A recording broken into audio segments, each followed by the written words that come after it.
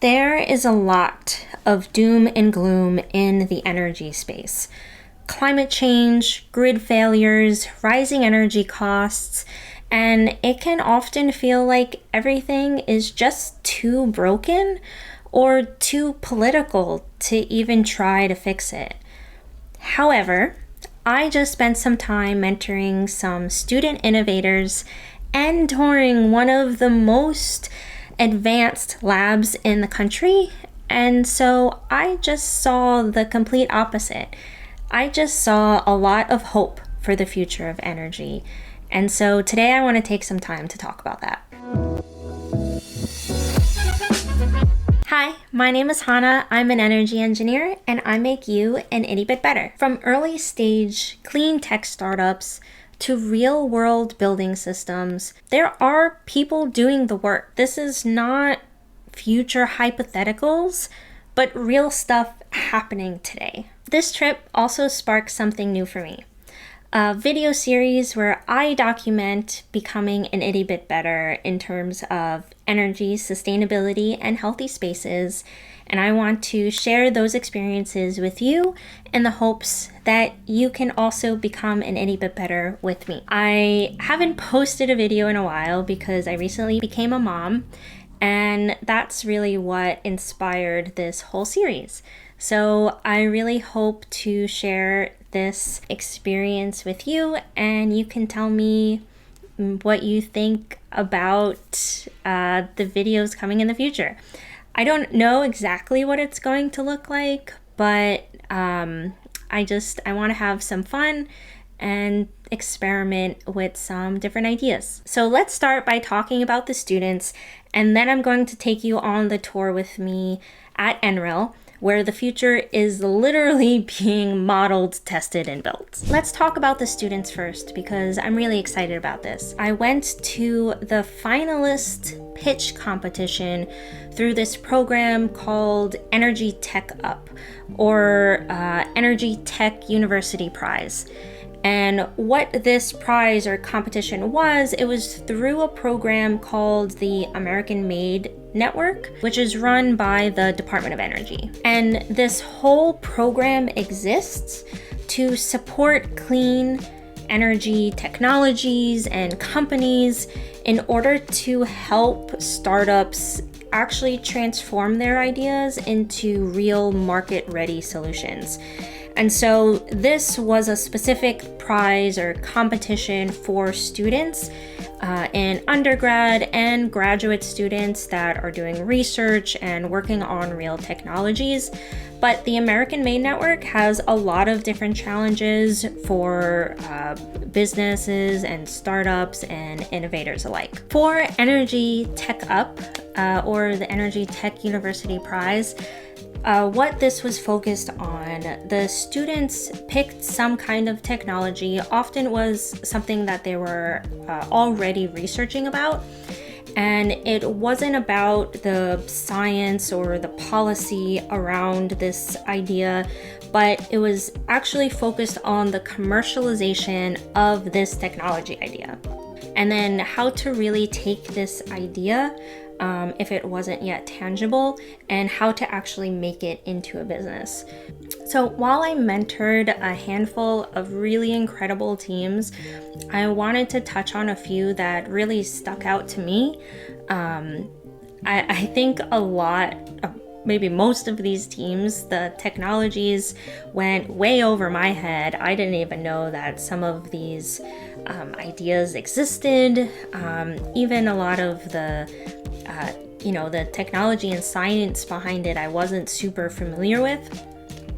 And so it was really exciting for me to just be there and learn from these students that are literally on the cutting edge of what's possible and what could be feasible in our future.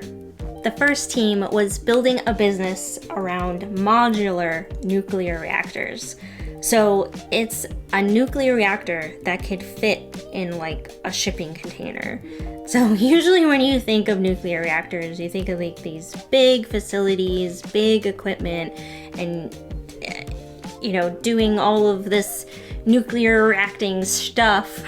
but this was actually, I learned after the fact that there is actually an existing business making some of these already. So they were kind of building on that idea, but that blew my mind. I hadn't heard of them before, that type of technology. So this would be super beneficial for taking efficient power and using it in more remote locations. Another team was working on radon mitigation by using some kind of noble gas trapping technology. And this one I found pretty interesting, kind of close to home with Itty Bit Better and healthy spaces, because radon, and they touched on this through their presentation as well, radon is an issue in residential houses. And most people don't realize that radon exists in their home because it's you can't see it and you can't smell it.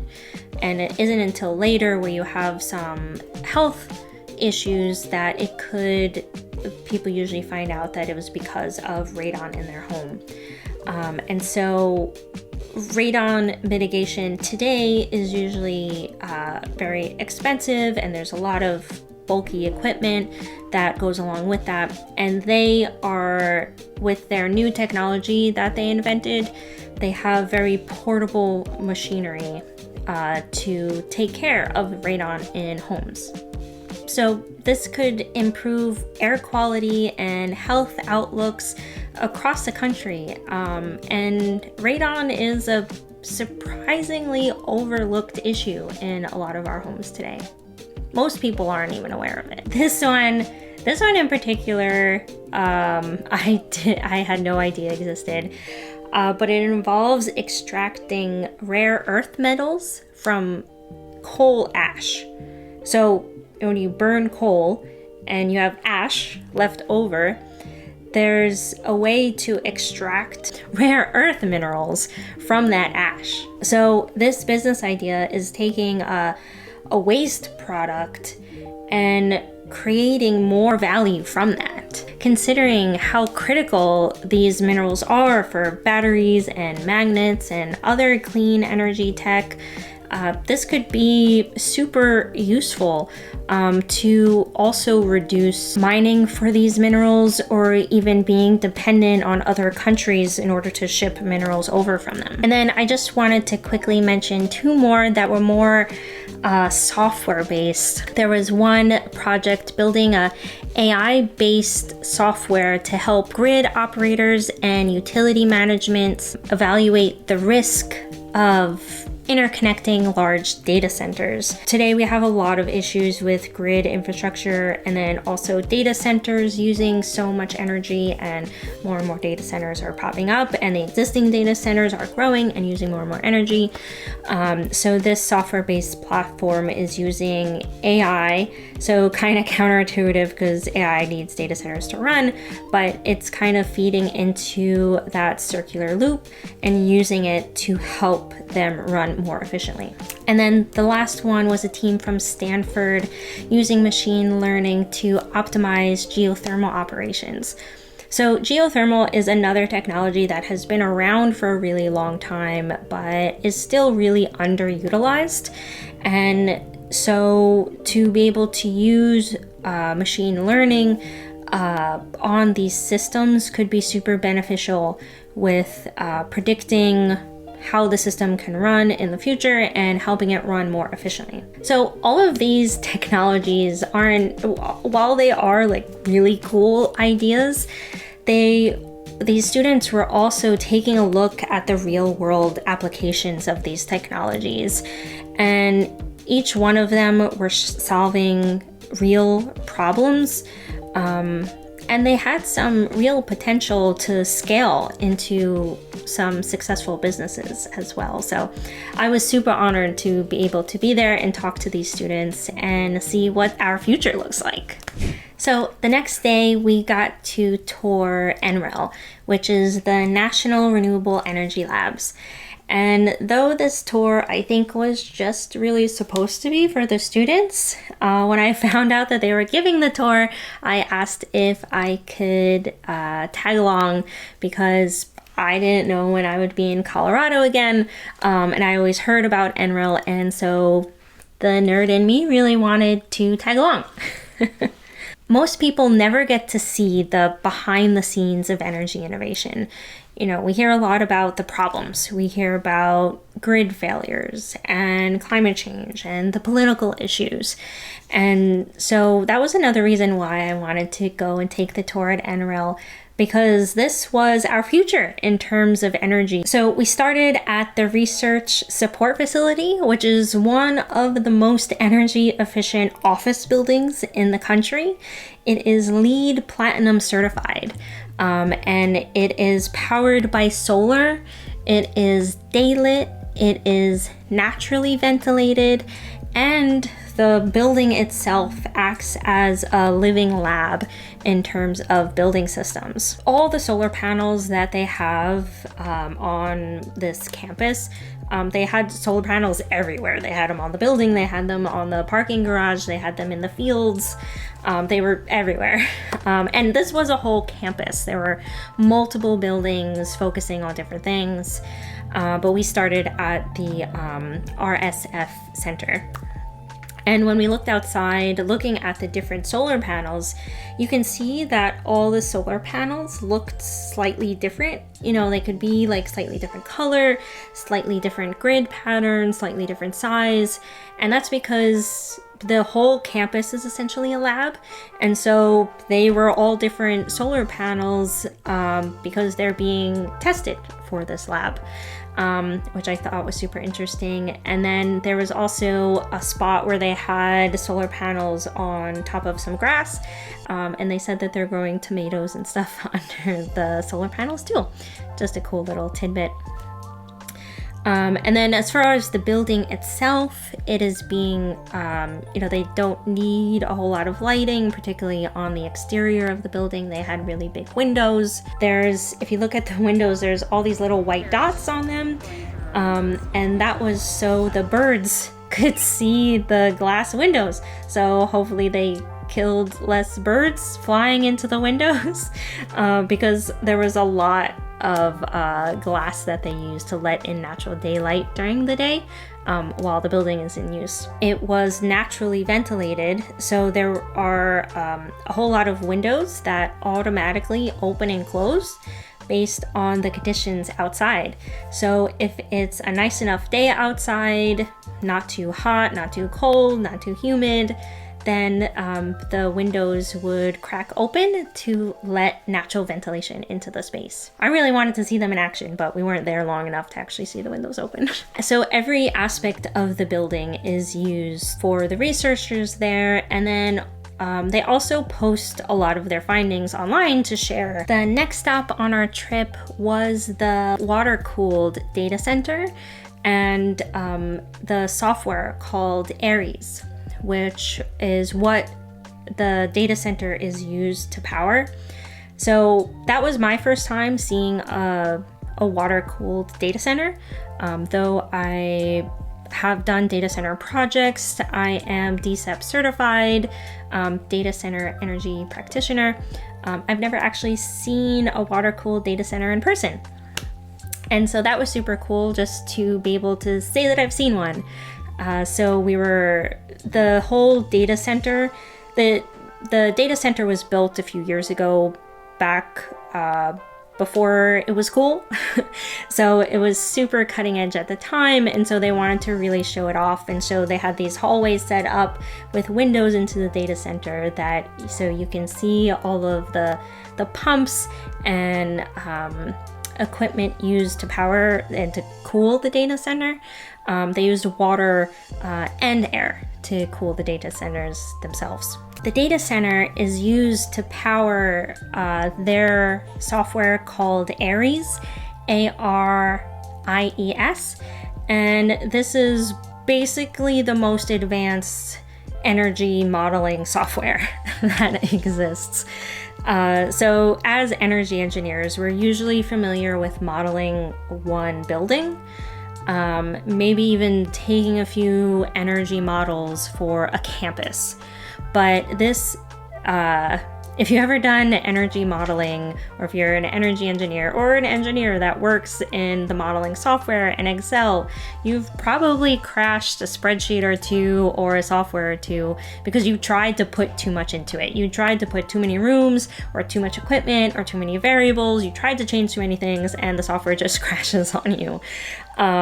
So just to give you some context, when I tell you that this software is used to model states and large locations of hundreds of buildings that contain thousands of sensors, whether it's and hundreds of equipment, thousands of equipment, all used to test and model real-life applications on larger scales. It is basically a supercomputer for energy, and the researchers there working at NREL to analyze how batteries and buildings and energy storage and electric vehicles and appliances and all things in terms of energy work together.